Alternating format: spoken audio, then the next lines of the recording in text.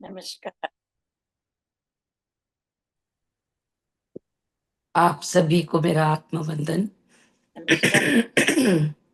नमस्कार। पीएमसी ध्यान नेपाल में सभी का हृदय से बहुत बहुत स्वागत और आभार।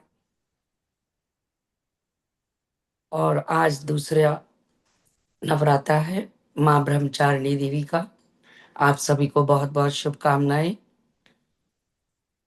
और हम सभी पुष्पा जी से देवी भागवत पुराण सुन रहे हैं। तो अपने गुरु ब्रह्म ऋषि पिता महाअवतार बाबा जी सभी आध्यात्मिक गुरुओं को साष्टांग प्रणाम करके हम आज का सत्र आरंभ करते हैं। और मैं पुष्पा जी से निवेदन करूंगी कि वो आगे की कड़ी शुरू करें। जी। सबको प्रणाम करती हूँ, सबको प्रणाम करती हूँ। वक्रतुंड महाकाय सूर्यकोटि समप्रभ निर्विघ्नं कुरु मे देव सर्वकार्येषु सर्वदा।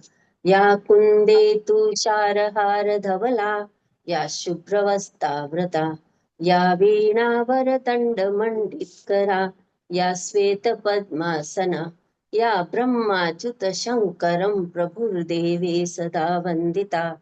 सा मा पातु सरस्वती भगवती निशेषजाड्यापहा।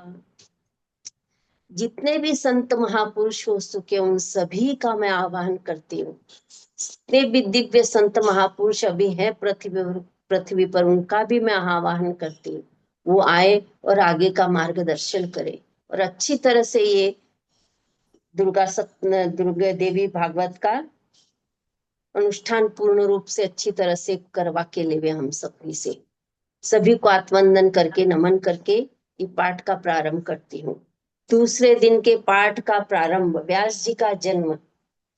सूत जी कहते हैं कि एक समय की बात है, महान तेजस्वी मुनिवर पाराशर जी तीर्थ यात्रा कर रहे थे। घूमते हुए वे यमुना के पावन तट पर आए। देववश उस मनोहर नेत्र वाली कन्या को देखकर मुनि के मन में प्रबल वासना जाग उठी। उन्होंने अपने दाहिने हाथ से उसका हाथ पकड़ लिया। तब वह सुंदरी कन्या मुनि से कहने लगी, आपका उत्तम कुल है, मेरे शरीर से तो मछली की दुर्गंध निकला करती है। मुझे देखकर आप में यह कुतिष्ठ भाव कैसे उत्पन्न हो गया? मत्स्य गंधा के इस प्रकार का वचन कहते ही पाराशर जी ने अपने तपोबल से उसे कस्तूरी की गंध वाली बना दिया और वह सुगंध 4 कोस तक फैल गई। तब मुनि से वह योजन गंधा कल्याणकारिणी सत्यवती कहने लगी, मुनिवर यह जन समाज देख रहा है तथा उस तट पर मेरे पिताजी भी हैं। इस प्रकार सत्यवती के युक्त पूर्ण वचन सुनकर महान विचारशील पाराशर जी ने उसी क्षण अपने पुण्य के प्रभाव से कुहरा उत्पन्न कर दिया। कुहरा उत्पन्न हो जाने पर तट पर अंधेरा छा गया। तब सत्यवती ने कोमल वाणी से मुनि से यह वचन कहा, प्रियवर मैं कुंवारी कन्या हूँ, यदि गर्भवती हो गई तो पिता से क्या कहूंगी? पाराशर जी ने कहा, प्रिय मेरा प्रिय कार्य करने पर भी तुम कन्या ही रहोगी। भामिनी तुम्हें और भी जो अभिष्ट हो वह वर मांग लो। सत्यवती बोली, सम्मान प्रदान करने वाले मुनि जी, आप ऐसी कृपा कीजिए कि जिससे जगत में मेरे माता पिता इस रहस्य को न जान सके, मेरा कन्या व्रत भंग न हो पाए। द्विजवर मेरे आपके समान ही अत्यंत अद्भुत शक्तिशाली पुत्र उत्पन्न हो। मेरी यह सुगंध सदा स्थिर रहे, मैं सदा नवयुक्ति बनी रहूं। पाराशर जी बोले, सुंदरी तुम्हारा पुत्र पुराणों का रचयिता होगा, वेद के रहस्य को समझकर उसे 4 भागों में बांट देगा। तीनों लोकों में उसकी प्रतिष्ठा सुस्थिर रहे होगी। सूत जी कहते, मुनिवर के यूं कहने पर सत्यवती अनुकूल हो गई। तत्पश्चात यमुना के जल में स्नान करके मुनिवर वहां से तुरंत पधार गए। सत्यवती भी पिता के घर लौट गई। उसी क्षण उसे गर्भ रह गया। समय अनुसार सत्यवती ने यमुना के द्वीप में ही पुत्र उत्पन्न किया। वह तेजस्वी पुत्र उत्पन्न होते ही बड़ा हो गया। अपनी माता से कहने लगा, माँ, मुझ में असीम शक्ति है। मन को तपोनिष्ठ बनाकर ही मैं गर्भ में प्रविष्ट हुआ था। अब तुम इच्छा अनुसार जा सकती हो। मैं भी तपस्या करने चला जाता हूँ। माताजी, कभी तुम्हारे सामने अत्यंत कठिन परिस्थिति आ जाए तो मुझे स्मरण करना। मैं उसी क्षण सेवा में उपस्थित हो जाऊंगा। इस प्रकार कर व्यास जी ने वहां से चले गए। सत्यवती भी अपने पिता के पास चली गई। सत्यवती ने यमुना द्वीप में व्यास जी को जन्म दिया। इसी वे से वेद व्यास जी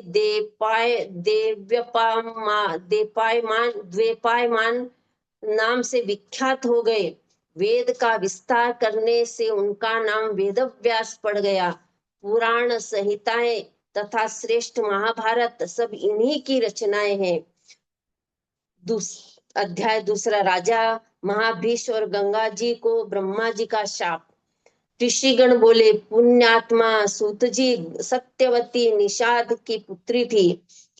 फिर पुरुवंशी धर्मात्मा राजा शांतनु ने उन्हें स्वयं कैसे स्वीकार कर लिया। सूत जी कहते, इक्ष्वाकु वंश में उत्पन्न यह महाभीष नामक राजा विख्यात हो चुके हैं। उन्होंने 1000 अश्वमेघ और 100 वाजपेयी यज्ञ करके राजा इंद्र को प्रसन्न किया। फल स्वरूप से वे स्वर्ग के अधिकारी बने। एक समय की बात है, राजा महाभीष ब्रह्मा जी के भवन में गए थे। प्रजापति ब्रह्मा जी की सेवा में सभी देवता वहां पधारे हुए थे। लोक पितामह सेवा में महानदी नदी देवी गंगा भी महानदी देवी गंगा भी वहां उपस्थित थी। बड़े वेग से हवा चली, जिससे गंगा जी का वस्त्र इधर उधर खिसक गया।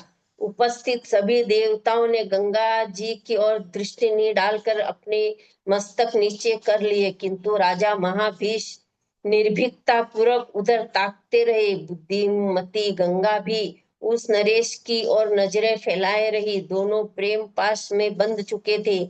उन्हें देखकर गंगा जी को क्रोध आ गया। ब्रह्मा जी को क्रोध आ गया। उन्होंने शाप दिया, राजन, तुम मृत्यु लोक में जाकर जन्म ले। गंगा को भी ब्रह्मा जी ने वैसा ही शाप दिया। इस प्रकार 8 वसु अपनी अपनी स्त्रियों के साथ वशिष्ठ के आश्रम पर आए थे। उनमें से धौ नामक एक प्रधान वसु था।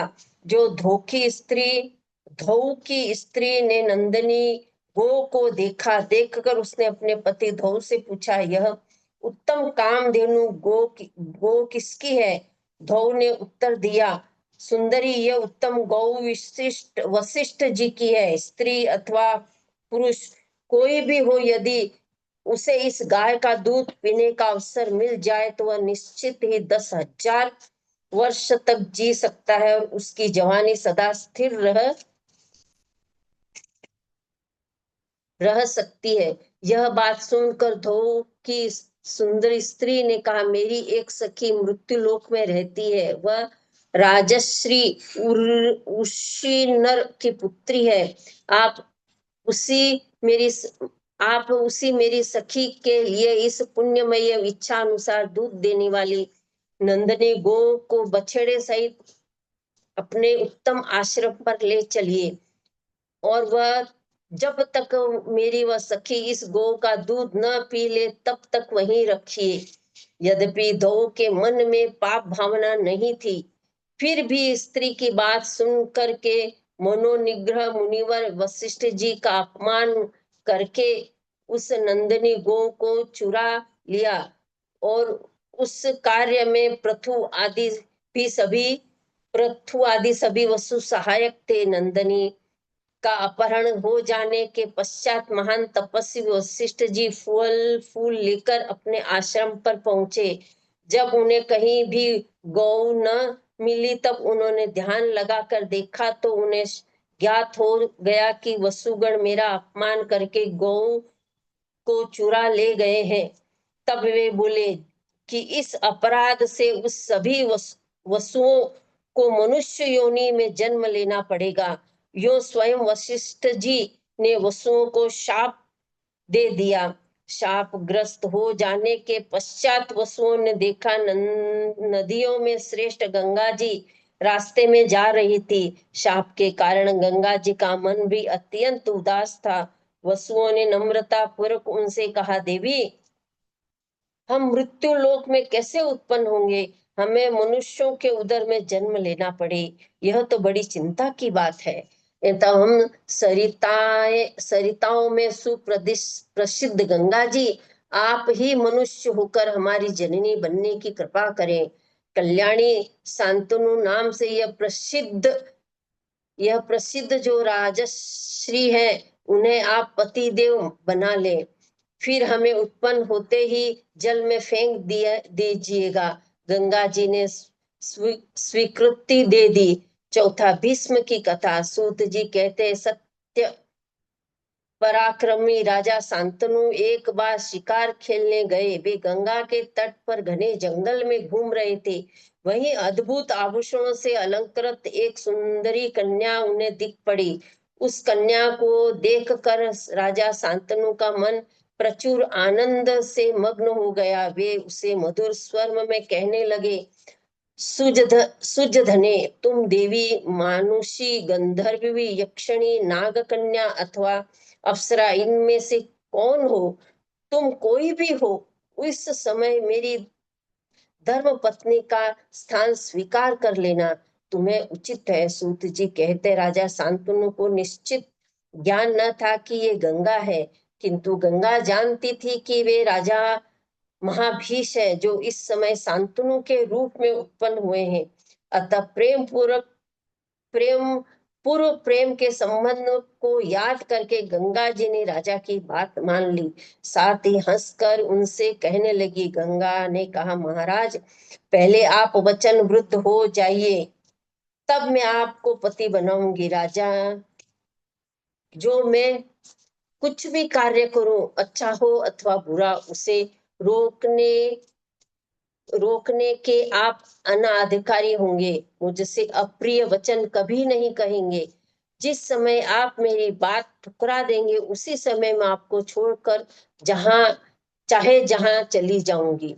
वसुगण जन्म लेने की बात गंगा जी से प्रार्थना पूर्वक स्वीकार कर चुके थे, तथा महाभीष का पूर्व प्रेम भी उन्हें स्मरण था। इन बातों का विचार करके ही गंगा जी ने अपना यह कार्यक्रम बना लिया। मुझे सब स्वीकार है। राजा के यूं कहने पर गंगा जी राजा शांतनु की पत्नी बन गई। अनेकों वर्ष भी व्यतीत हो गए। तदनंतर राजा शांतनु के संयोग से दिव्य लोचना गंगा को गर्भ रहा। उनसे पुत्र के रूप में वसु की उत्पत्ति हुई। उत्पत्ति होते ही उस पुत्र को उन्होंने गंगा के जल में फेंक दिया। दूसरे का भी यही हाल हुई।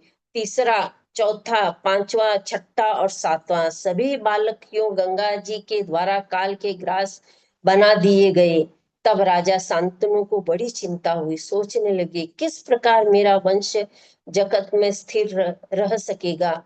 यह स्त्री तो पाप का साकार विग्रह है, तभी तो इसने 7 पुत्र मार डाले।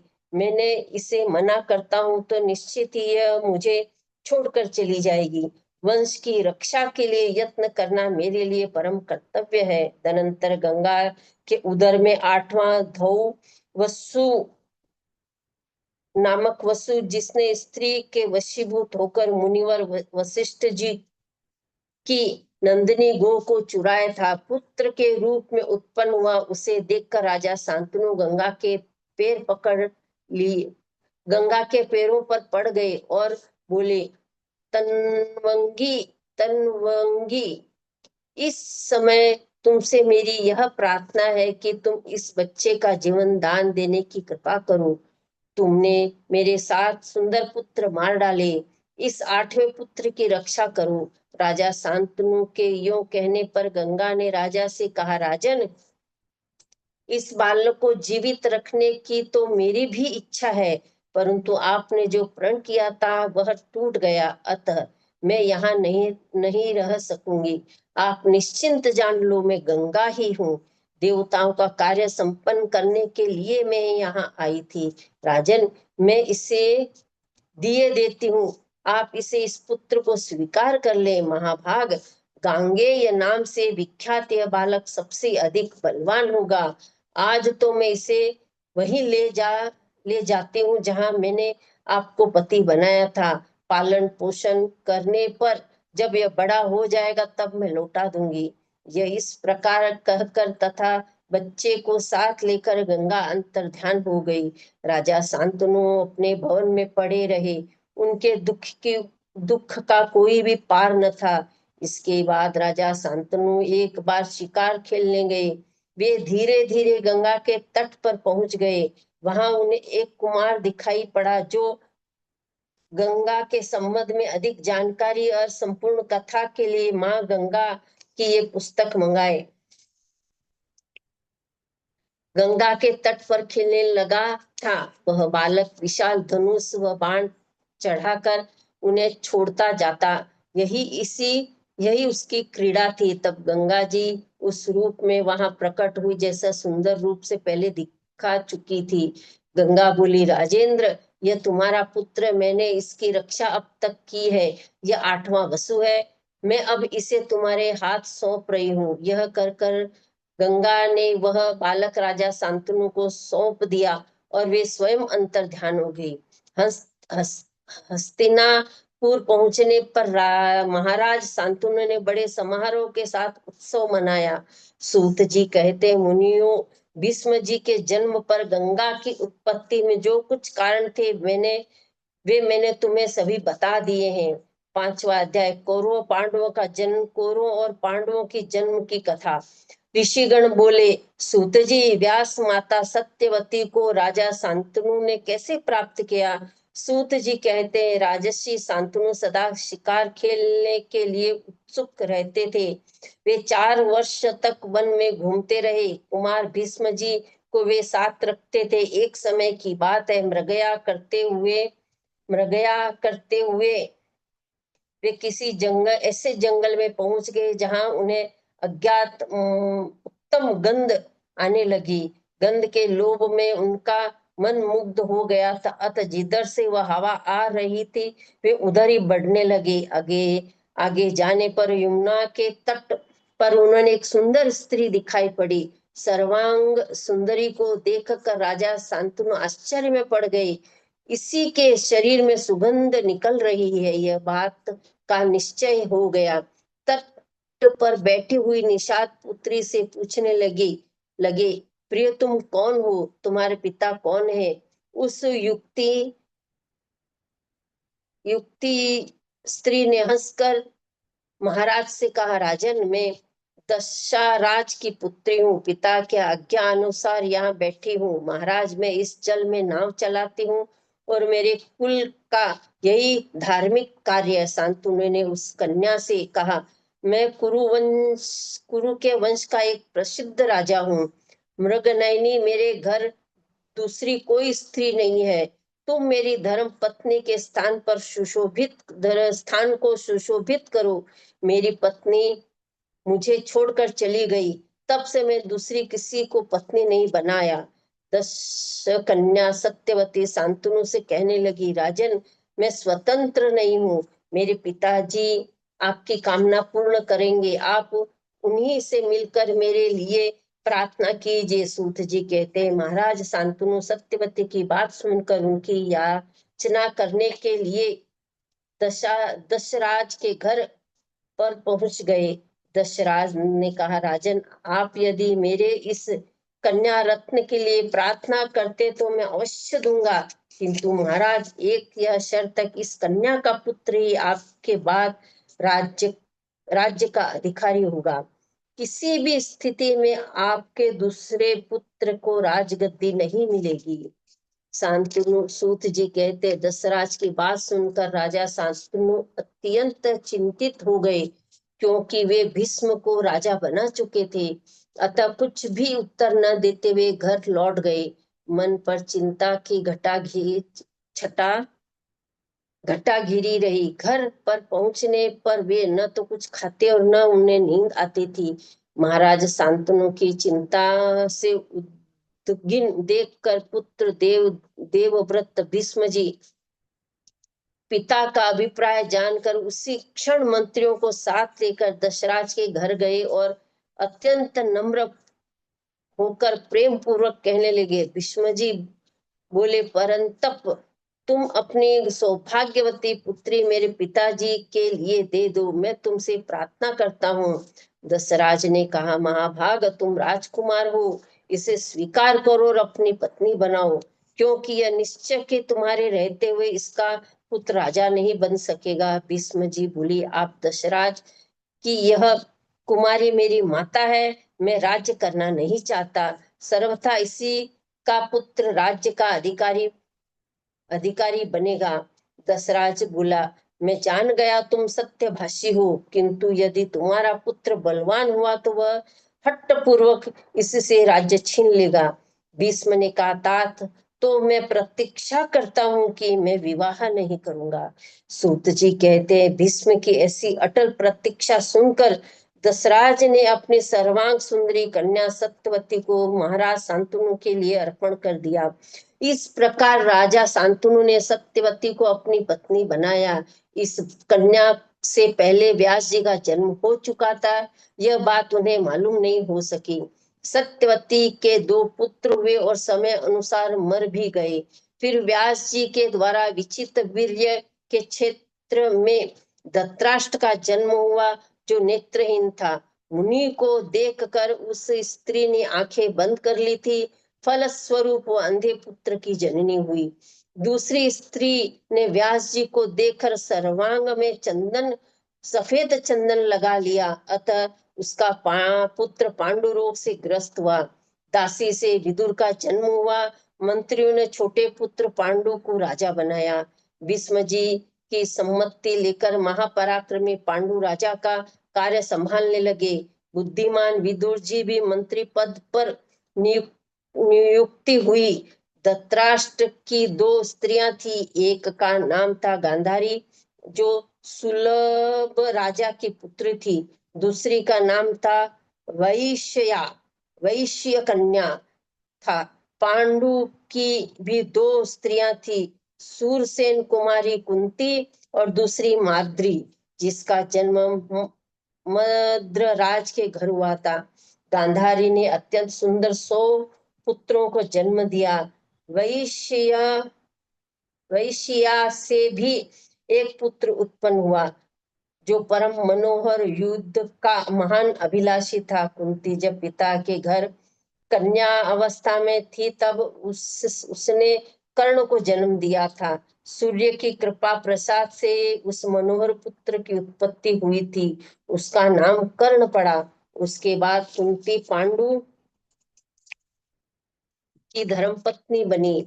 6वां अध्याय, पांडवों की उत्पत्ति।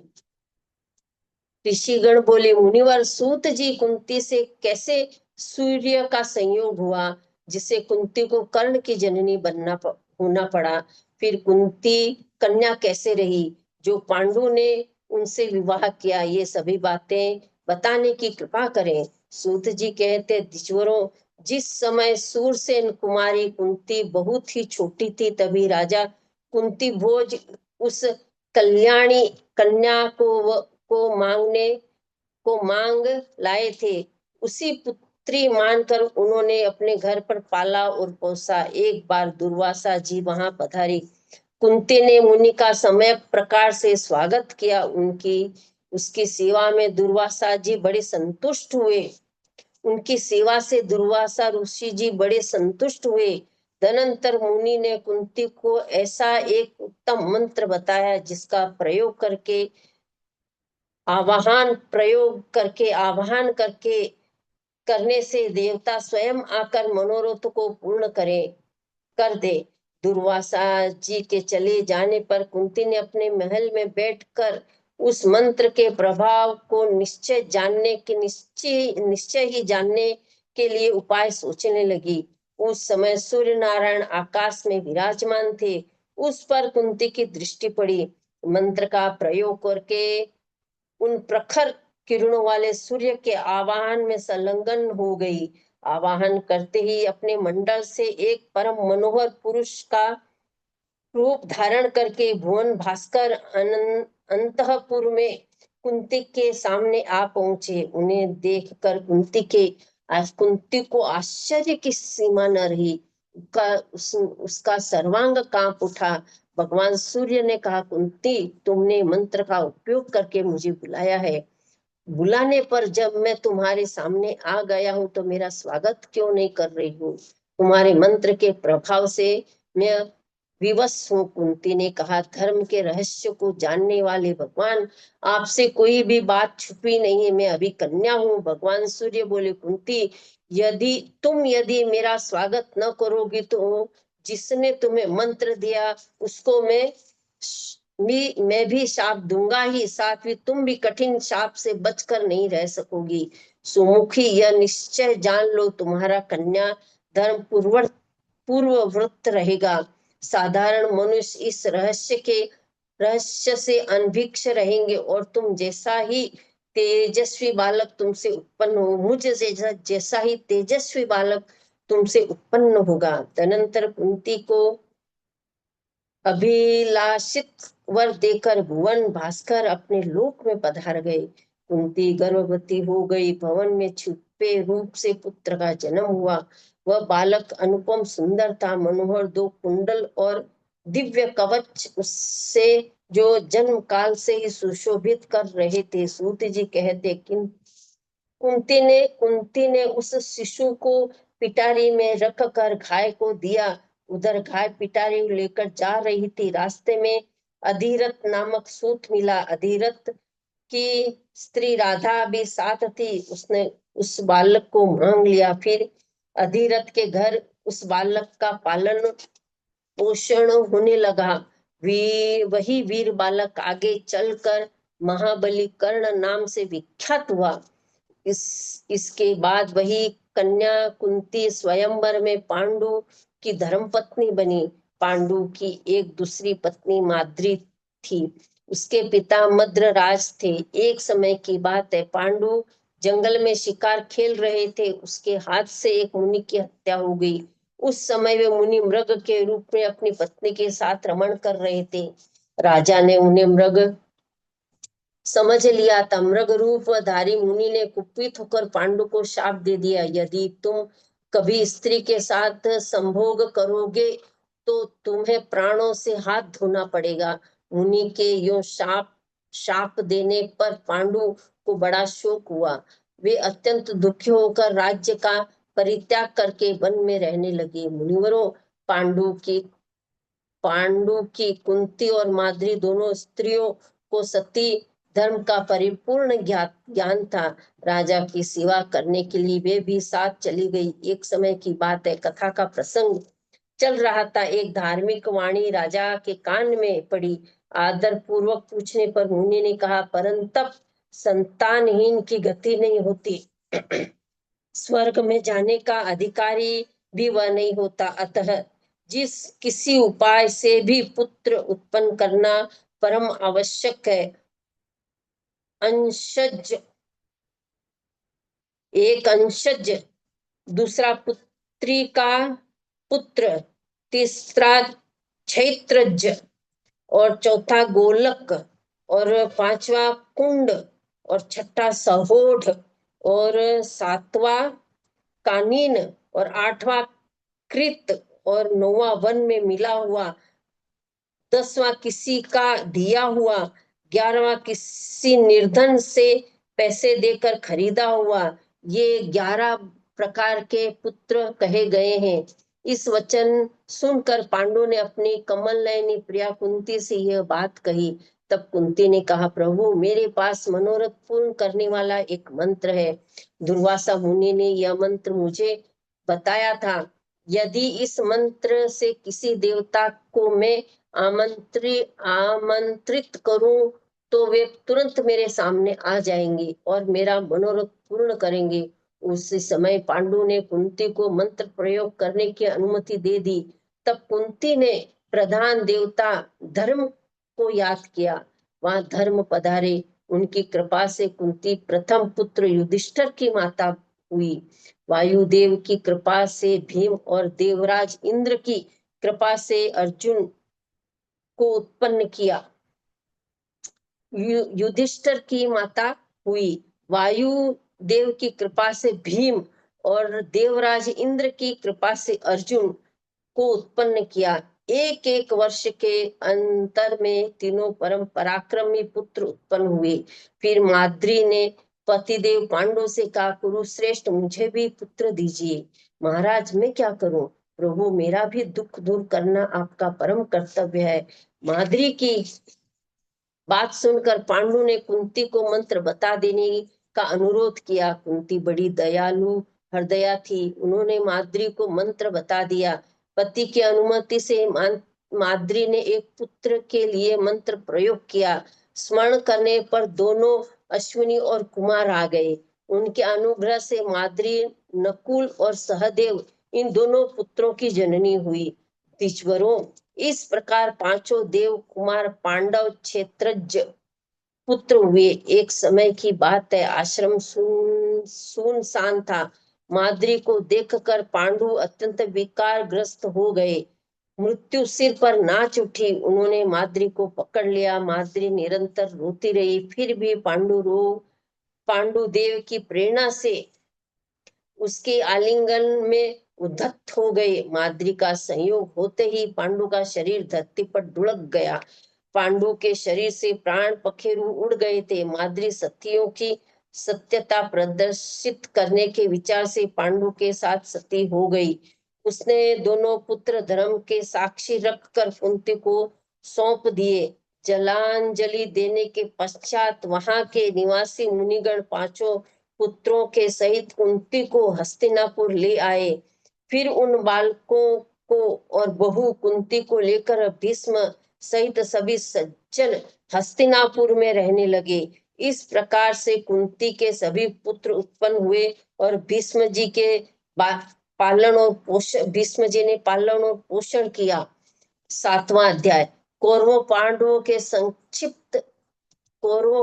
का संक्षिप्त इतिहास। सूत जी कहते, आदरणीय द्रौपदी पांचों पांडवों की भार्या हुई।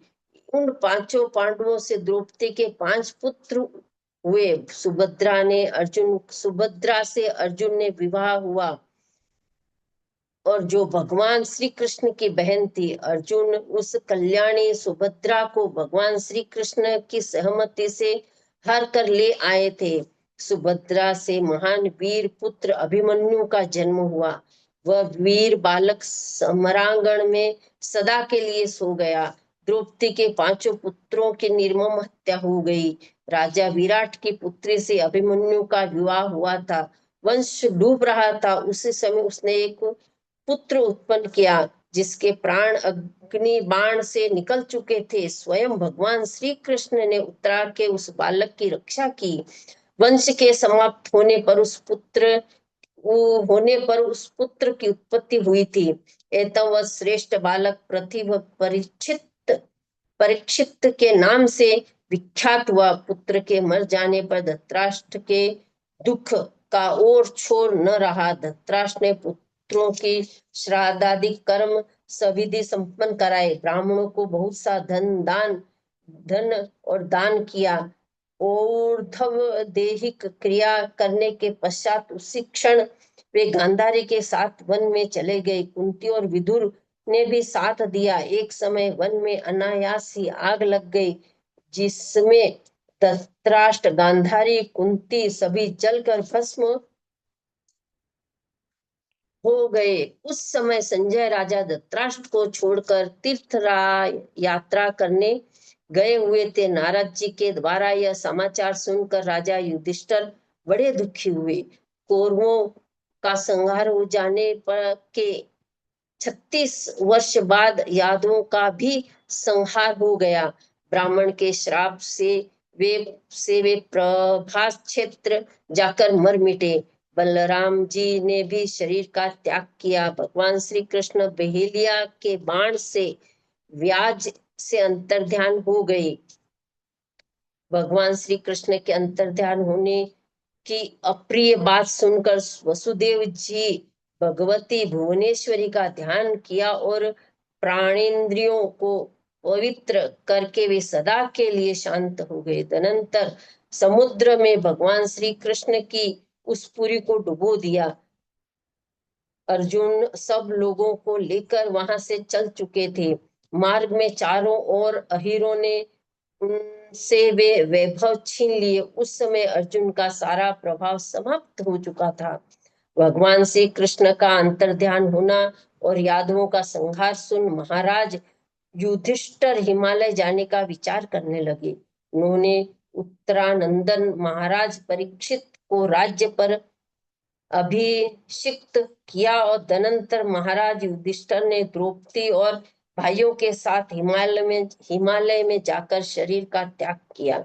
राजश्री परीक्षित भी बड़े धार्मिक पुरुष थे। उन्होंने 8 वर्षों तक सावधानी के साथ संपूर्ण प्रजा का पालन पोषण किया। इसके बाद एक दिन महाराज परीक्षित शिकार खेलने के विचार से एक गहन वन में चले गए।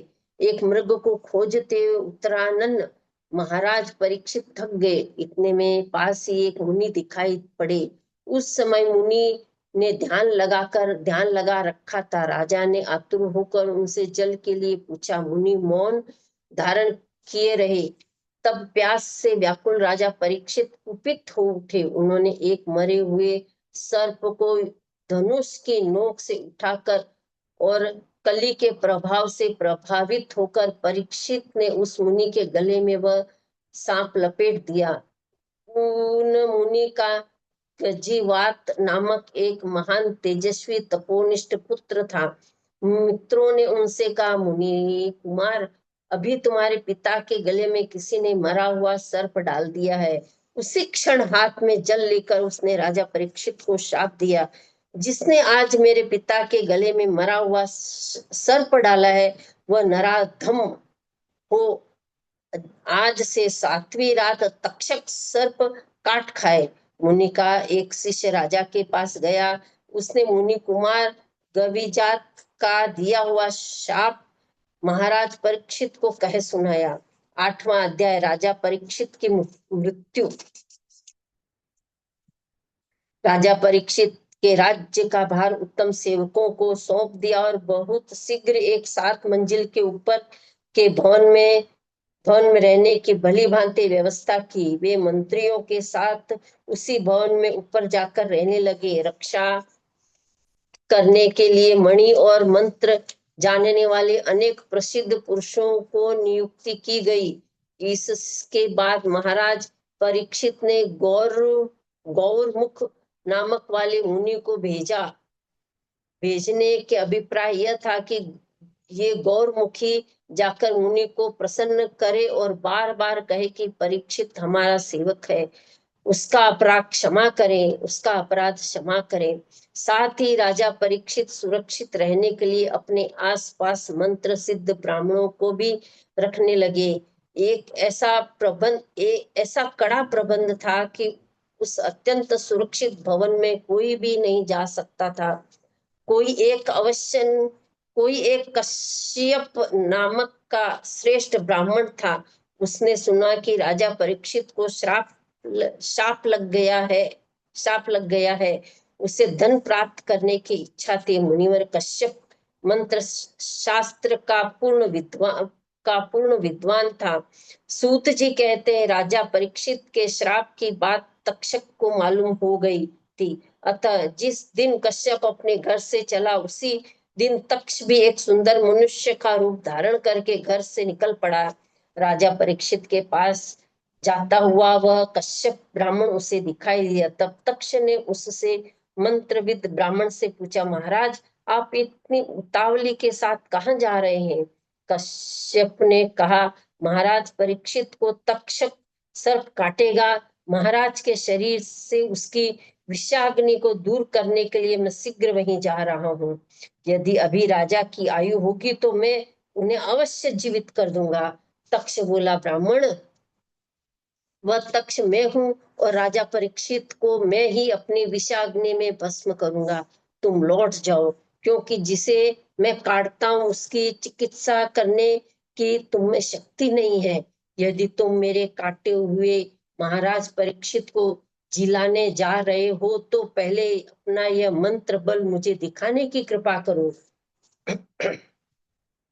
मैं अभी इस वट वृक्ष को अपने विषपूर्ण दांतों से काट कर भस्म कर दूंगा। कश्यप ने कहा, सर्पराज, तुम्हारे काटे या जलाए जाने पर भी इस फिर से यह हरा भरा कर दूंगा। सूत जी कहते, धनंतर, तक्षक ने उस वृक्ष को काटा और विषाग्नि से उसे राख बना दिया। सर्प के विष से भस्मीभूत वृक्ष को देख कर कश्यप की सारी राख बटोर ली और कश्यप ने सारी राख बटोर ली और हाथ में जल लिया और मंत्र से अभिमंत्रित कर उसे राख पर छींटे दिया। जल जल के छींटे पड़ने पर उस वट वृक्ष को पुनः पूर्ववत सुंदर स्थिति हो गई। यह सब देखकर तक्ष को अत्यंत आश्चर्य हुआ। उसने कश्यप से पूछा, ब्राह्मण, तुम क्यों इतना परिश्रम करते हो? तुम्हें जो अभिलाषित वस्तु हो बताओ, मैं उसे अभी दे देता हूँ। कश्यप ने कहा, सर्पराज, मुझे धन की आवश्यकता थी। तक्षक बोला, द्विजवर, तुम्हें राजा से जितना धन पाने की इच्छा हो वो मुझसे ले लो और उसे लेकर तुम अपने घर जाओ। इससे मेरी भी सफलता स्थिर रह सकेगी। सूत जी कहते, परमार्थ के महत्व को जानने वाले कश्यप ने तक्ष की बात सुनकर कर्तव्य के विषय में बार बार विचार किया और उस प्रकांड विद्वान कश्यप ने ध्यान करके देखा तो पता लगा कि राजा की आयु समाप्त हो गई है। ध्यान से यह निश्चित जान लेने पर धर्मात्मा कश्यप तक्षक से धन लेकर घर लौट गया। कश्यप को घर लौटाकर 7वें दिन राजा परीक्षित का प्राण हरने के लिए तक्षक बड़ी उतावली के साथ हस्तिनापुर चला। तक्षक ने अपने पास रहने वाले बहुत से नागों को तपस्वी के रूप में राजा के पास भेजा।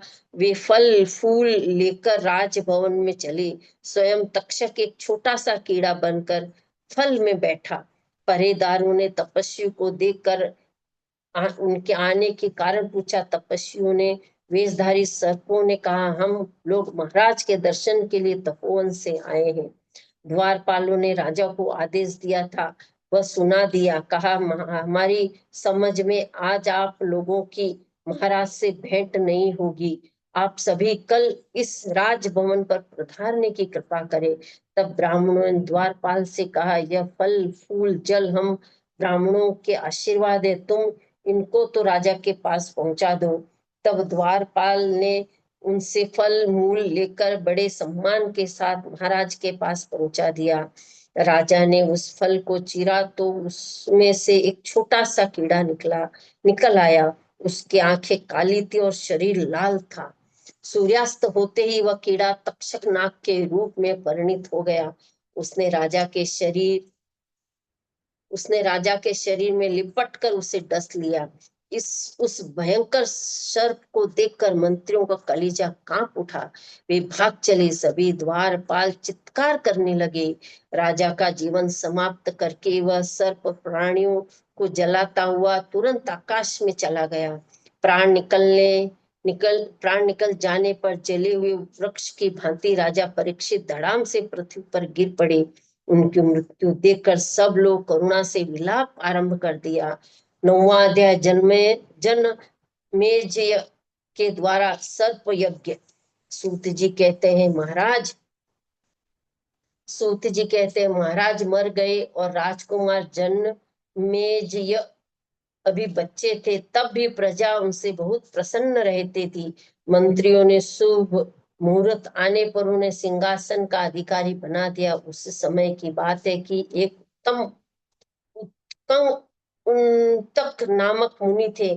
तक्षक ने उन्हें कष्ट दे चुका था। वे पूर्व वैर का बदला चुकाने के लिए मन में विचार करके हस्तिनापुर गए। उन्तक ने कहा, राजन, तक्षक महान दुष्ट है, उसने आपके पिता को मार डाला। राजेंद्र, तुम भरतवंशी राजाओं में सबसे उत्तम माने जाते हो।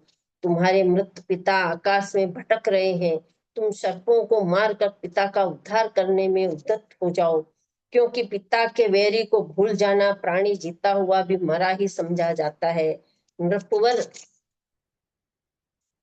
जब तक तुम सर्पों को मार न डालोगे तब तक तुम्हारे पिता की गति होनी असंभव है।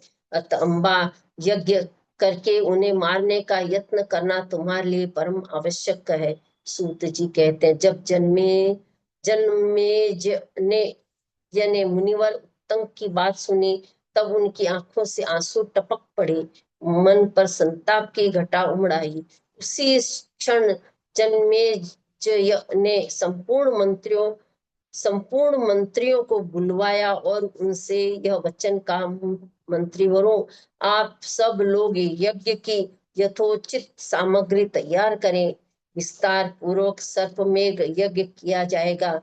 तक्ष यज्ञ पशु बने मुनिवर उन तक होगा तो कार्य संपन्न करेंगे। सूत जी कहते हैं, यज्ञ की सभी सामग्री तैयार कर ली गई, विस्तृत वेदी का निर्माण कर लिया गया, सर्पों की आहुति आरंभ हो गई।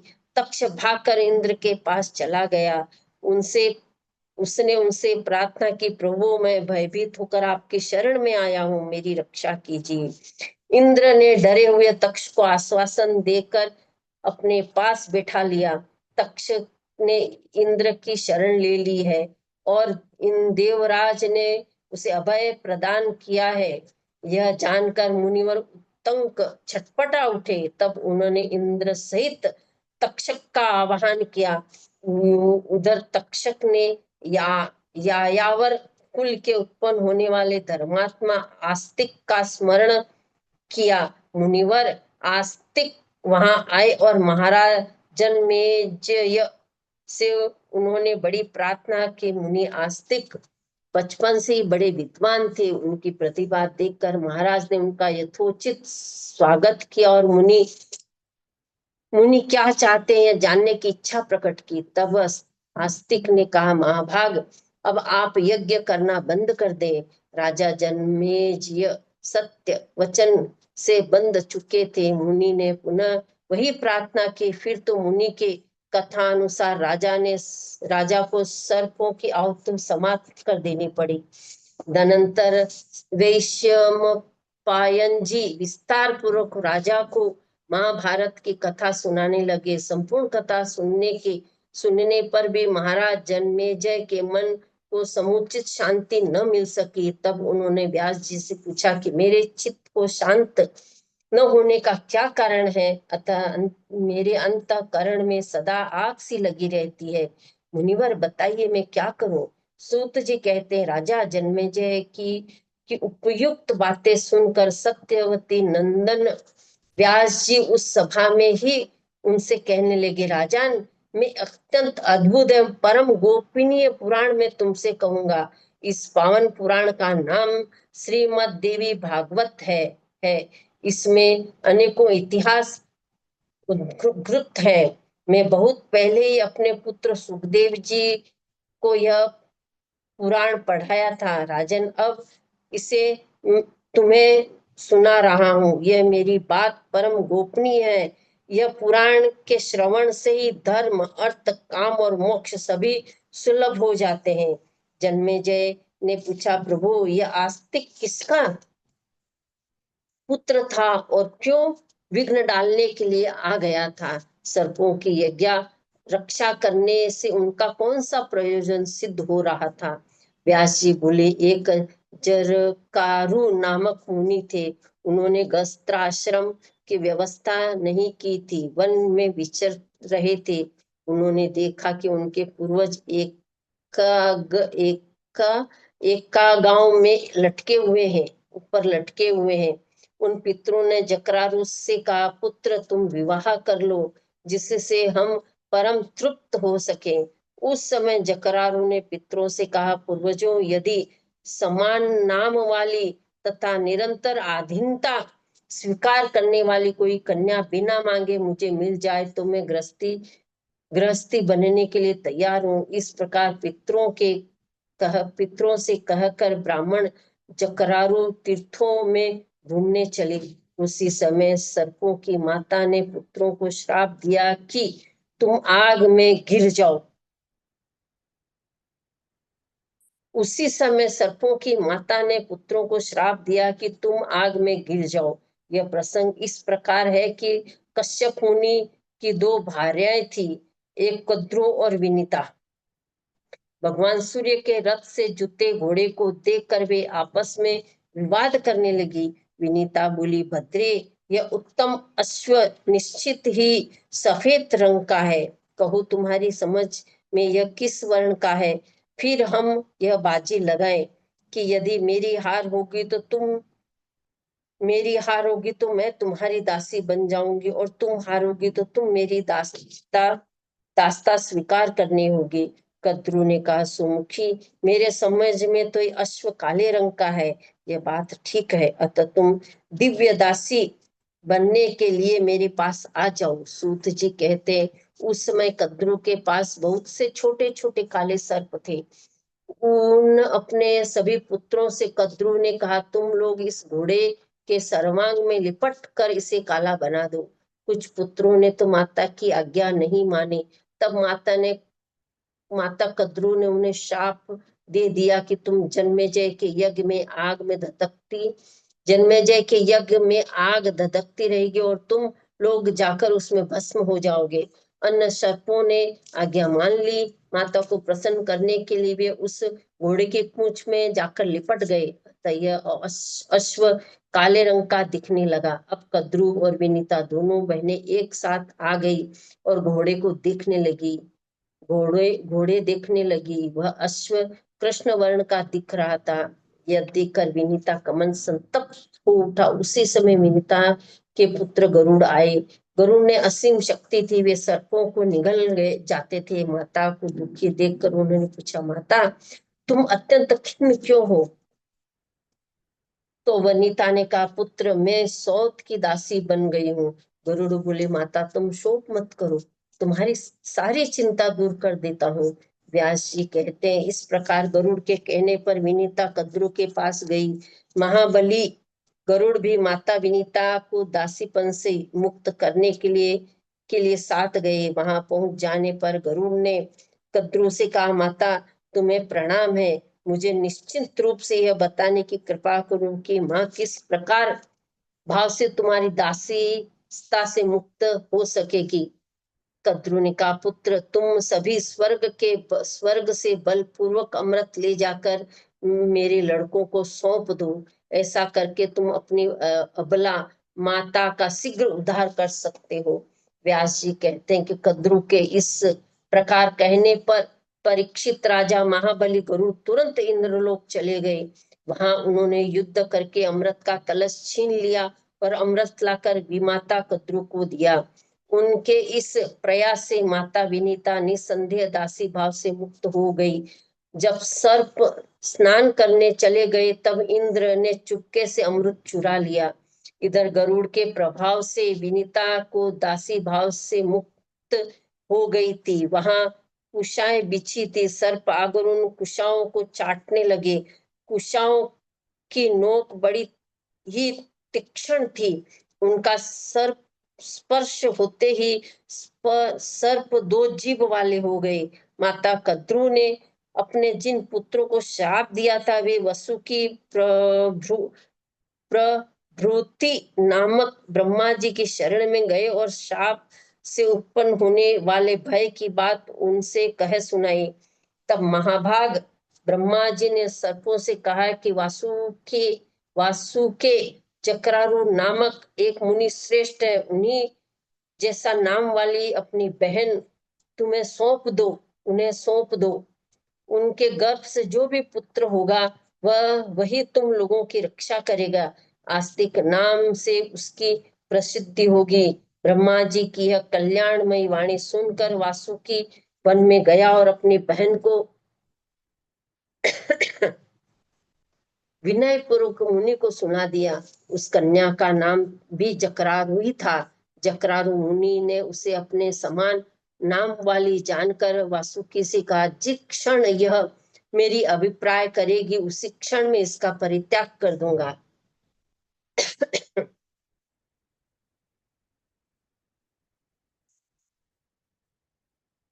इसके बाद जकरारू मुनि उस महान वन में स्वच्छ पर्णकुटी बनाकर भार्या के साथ विहार करते हुए सुख से जीवन बिताने लगे। एक एक समय की बात है, मुनिवर जकरारू भोजन करके सोने लगे। वही वासुकी की सुंदर बहन जो मुनि की पत्नी थी बैठी थी।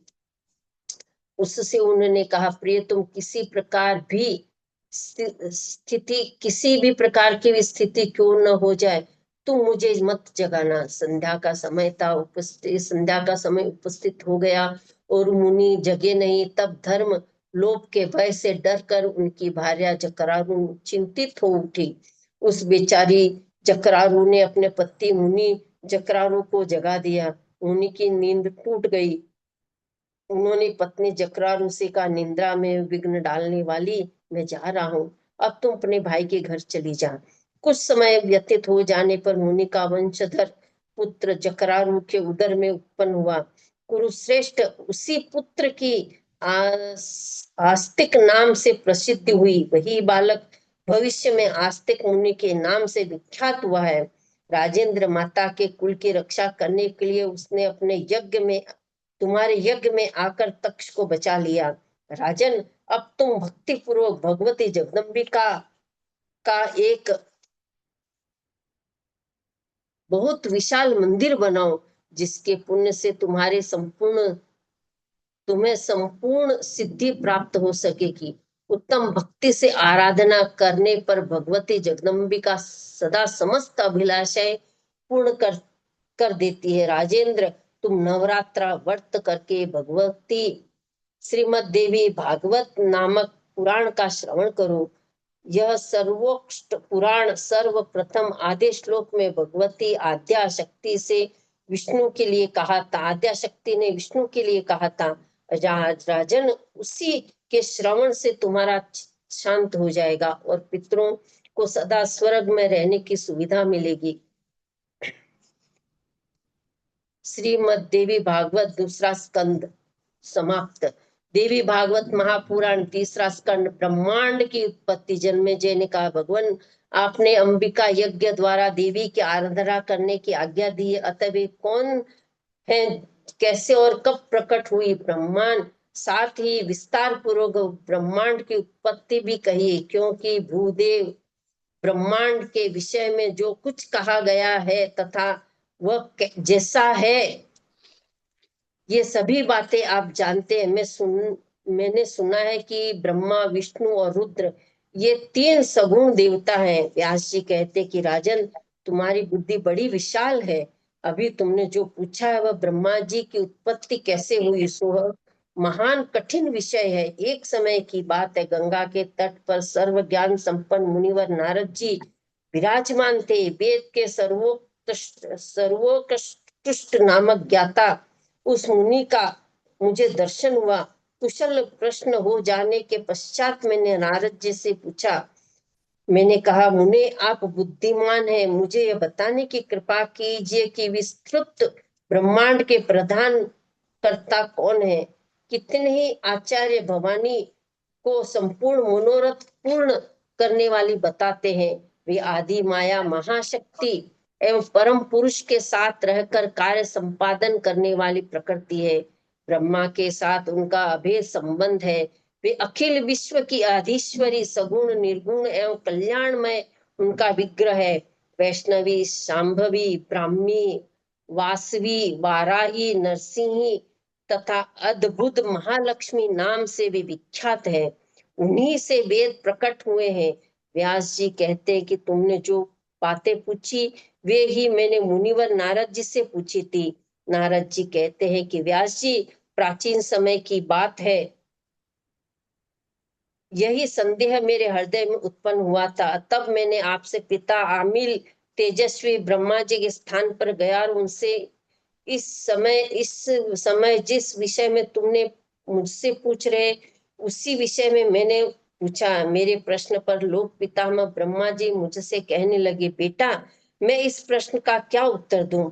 यह प्रश्न बड़ा जटिल है। महाभाग, तुम भगवान विष्णु से इसका समुचित समाधान पा सकते हो।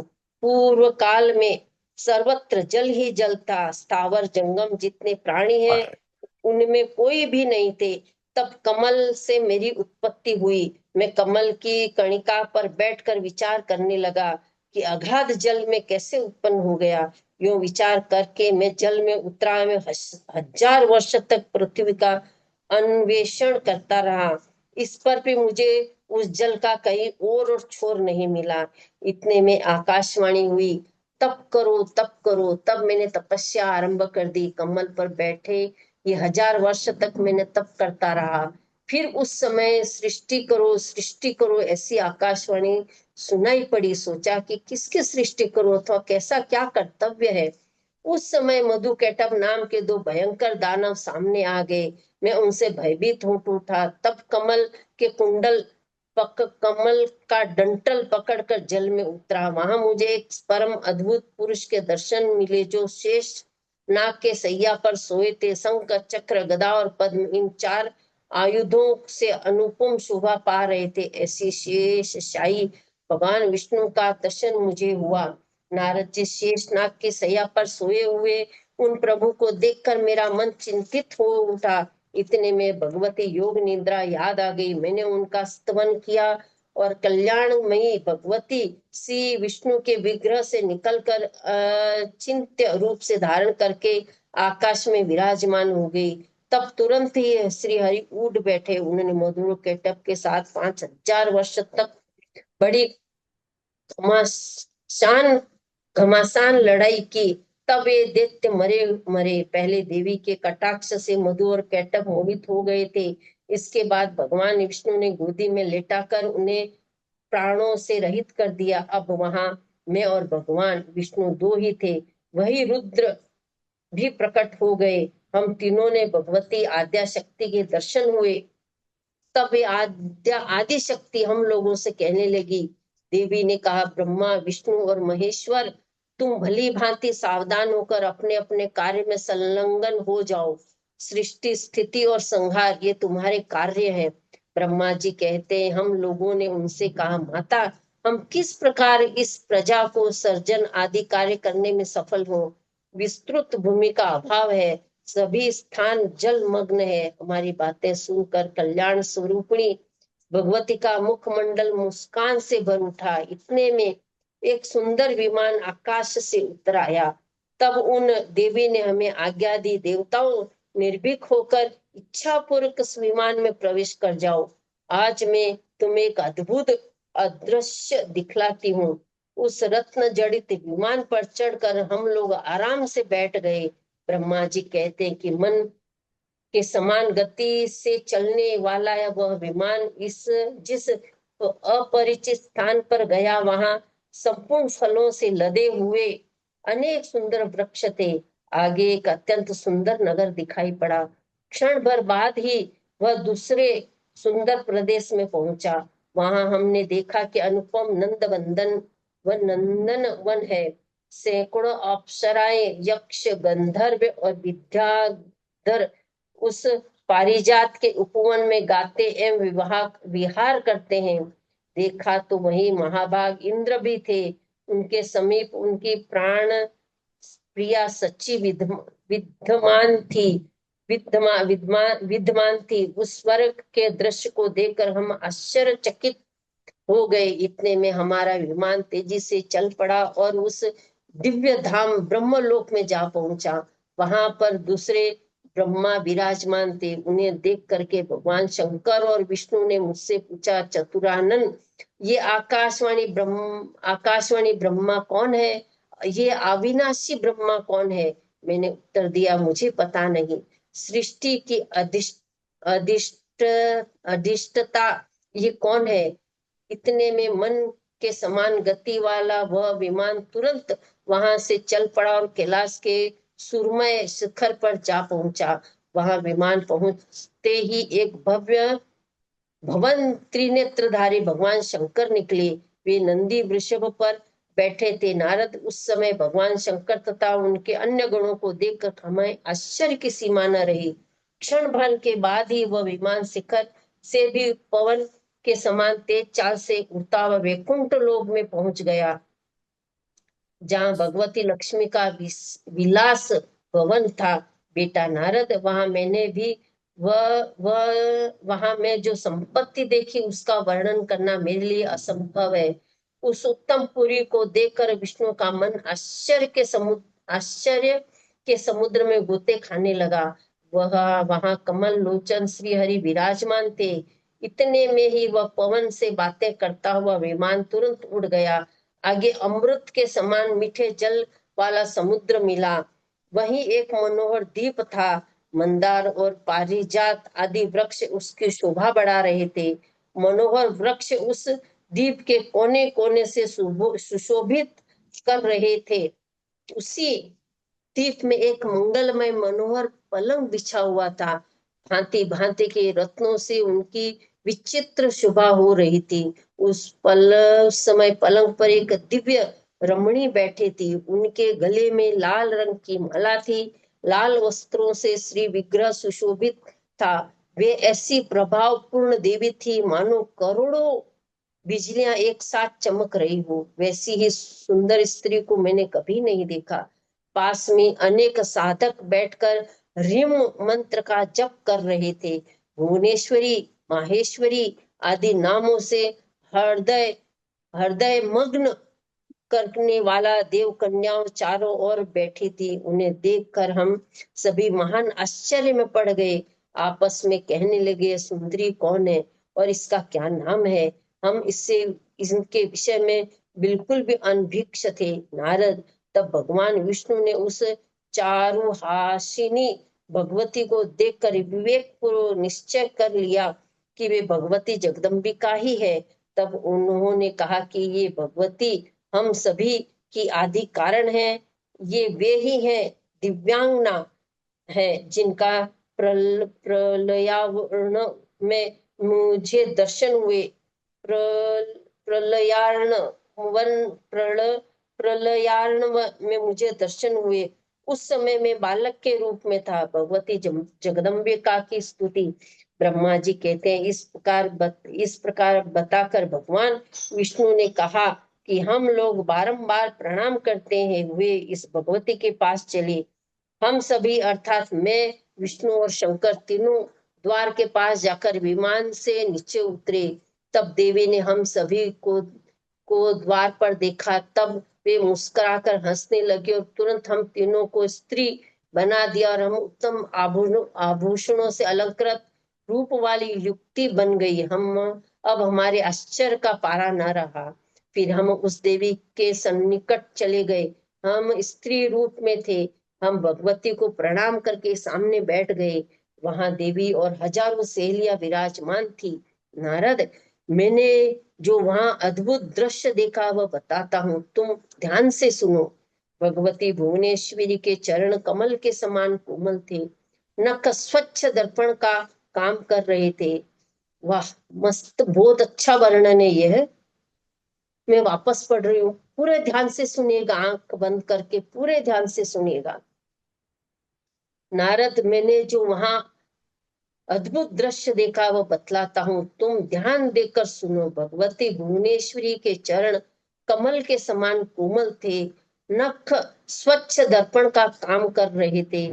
भगवान के नख में ही मुझे स्थावर जंगम सारा ब्रह्मांड, ब्रह्मा विष्णु रुद्र वायु अग्नि यमराज सूर्य चंद्रमा वरुण कुबेर त्वष्टा त्वष्टा इंद्र पर्वत समुद्र नदियां गंधर्व अप्सराएं विश्वावसु चित्र केतु श्वेत चित्रांगद नारद तंबुरु हाहा हुहु अश्विनी और कुमार वसुगण सिद्ध साध्य पितरों का समुदाय शेष प्रभृति नाग किन्नर उरग राक्षस वैकुंठ ब्रह्मलोक तथा पर्वत श्रेष्ठ कैलाश, ये सब दिखाई पड़ रहे थे। माँ के नखून के अंदर दिखाई पड़ रहे थे। वही मेरा जन्म का स्थान कमल था। उसी पर मैं चार मुख वाला ब्रह्मा बैठा था। शेषशाही भगवान विष्णु दिखाई पड़ रहे थे।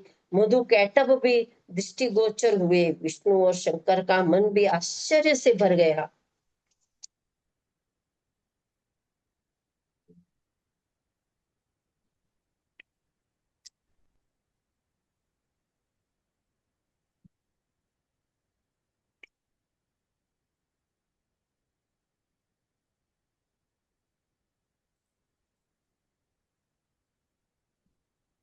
जी पुष्पा जी, ये सेकंड चैप्टर एक चल रहा मिनट, है या अध्याय खत्म हो गया था ना? अध्याय बस जगदम्बा की स्तुति, अब अभी एक होएगा, स्तुति हो गई ना अब जगदम्बा की। अभी है थोड़ा सा, 4-5 पान और है आज, करूं या नहीं कल तो करें? हाँ, क्योंकि अब समय हमारा ऑलरेडी 10 मिनट ऊपर हो चुका और सभी का अपना अपना, आज आप इस ओके, यहीं से कल पढ़ लीजिए फिर। ओके ठीक है। वह देखिए, ये जो अब बताया नहीं, जो वर्णन किया ना भगवती जगदम्बा की स्तुति, वो कल से कल करूंगी वापस फिर मैं, है क्यों कल रहेगा देखिए, तो बाद में बात करती हूँ फिर मैं इस आपसे। जगह से कर चलिए, दीजिए, इस प्रकार भगवती के चरण कमल के नख में मुझे अद्भुत दृश्य दिखाई पड़ा। हाँ ये कल वापस, कल से वापस चालू कर लूंगी मैं, हाँ, हाँ। क्योंकि वो अभी माता जी का ये आएगी, देखो स्तुति आएगी माता जी का दूसरे दिन की विश्राम की